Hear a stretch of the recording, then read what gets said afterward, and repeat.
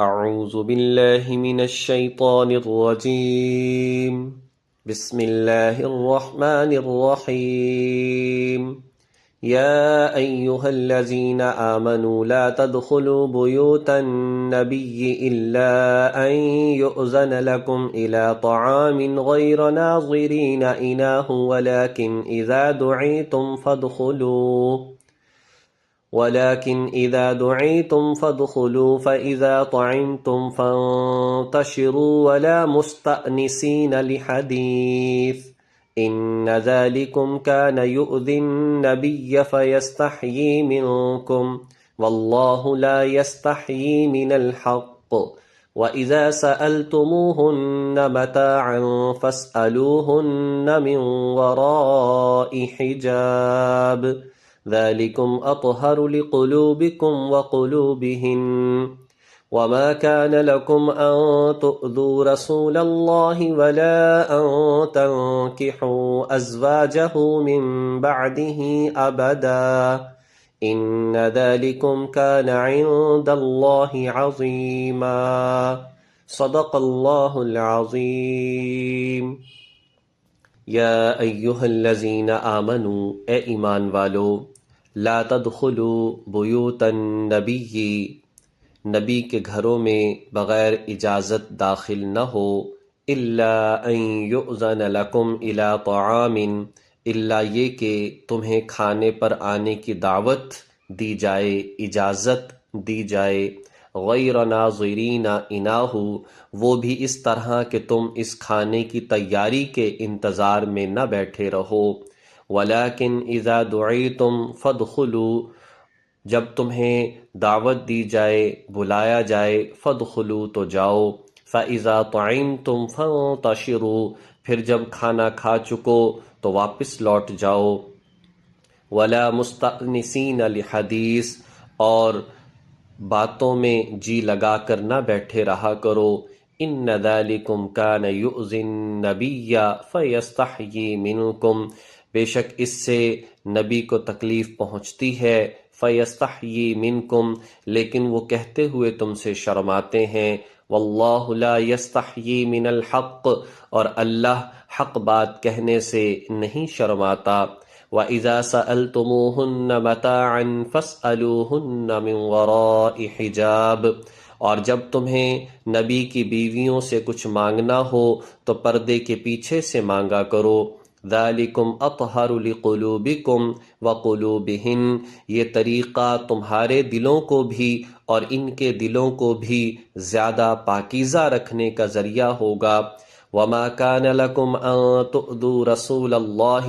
اور تمہارے لیے جائز نہیں ہے کہ تم اللہ کے رسول کو تکلیف پہنچاؤ، وَلَا أَن تَنْكِحُوا أَزْوَاجَهُ مِن بَعْدِهِ أَبَدًا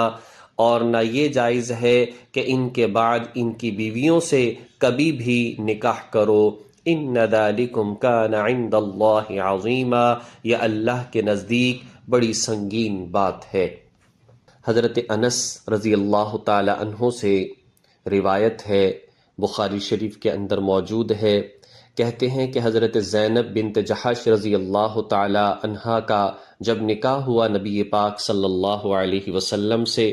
تو آپ نے ولیمہ کیا اور اس میں اللہ تعالیٰ کی ذات نے بہت وسعت عطا فرمائی تھی، چنانچہ آپ نے کھانے پینے کا وسیع انتظام بھی فرمایا۔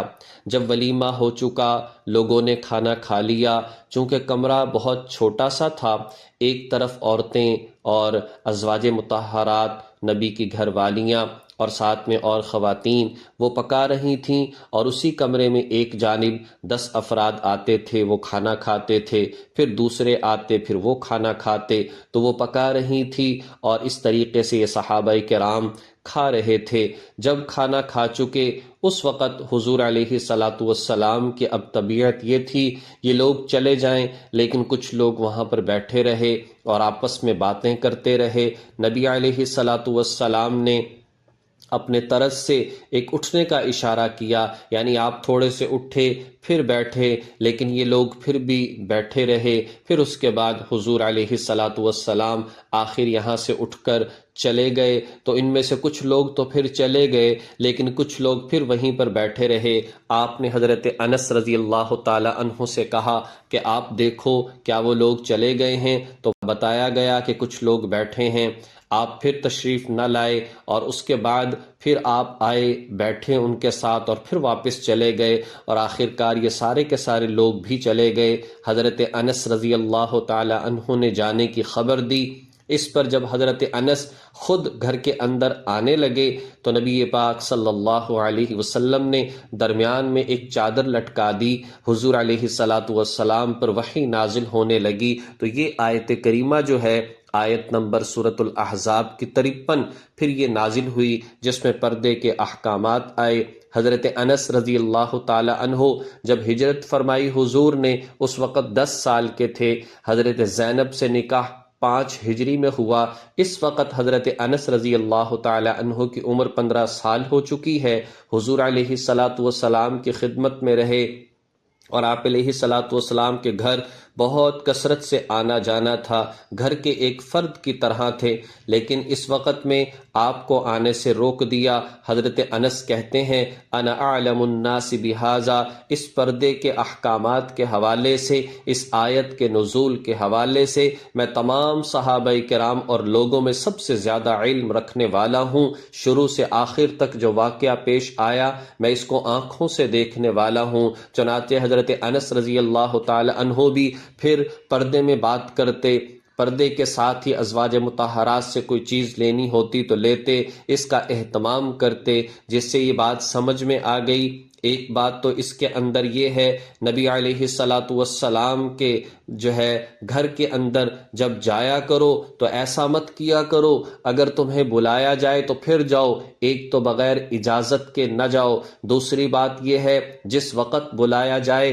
اس سے بہت پہلے جا کر بیٹھ جانا، اور جیسے فرمائنا ہو غیر ناظرین، پھر اس انتظار کے اندر رہنا کہ تم دیکھو کھانا بن رہا ہے اور گپ شپ کے اندر مصروف رہو۔ کہا کہ یہ جائز نہیں ہے، بہت پہلے جا کر مت بیٹھ جاؤ۔ اور دوسری بات یہ فرمائی جب کھانا کھا چکو تو پھر جانے والے بنو، وہاں پر گپ شپ کے اندر مصروف نہ ہو جاؤ۔ تیسری بات یہ ارشاد فرمائی ازواج مطہرات سے کوئی چیز لینی ہو، کوئی بات ہو تو پردے کے پیچھے سے، یعنی پورے جسم اور اسی طرح سے چہرے کا بھی پردہ ہے۔ اور چوتھی بات یہ ارشاد فرمائی جب کھانا کھا چکو پھر وہاں پر طویل وقت کے لیے بیٹھ کر نبی علیہ الصلاۃ والسلام کو ایذا نہ پہنچاؤ بلکہ وہاں سے چلے جایا کرو۔ اور پانچویں بات یہ ارشاد فرمائی کہ حضور علیہ الصلاۃ والسلام کے دنیا سے چلے جانے کے بعد ان ازواج مطہرات سے کسی کو نکاح کرنے کی اجازت نہیں ہے۔ یہاں پر صرف ایک حکم حضور کے ساتھ خاص ہے، اور وہ یہ ہے کہ حضور علیہ الصلاۃ والسلام کی ازواج چونکہ تمہاری مائیں ہیں اس لیے ان سے نکاح کرنے کی اجازت نہیں ہے، حضور کے جانے کے بعد بھی اجازت نہیں ہے۔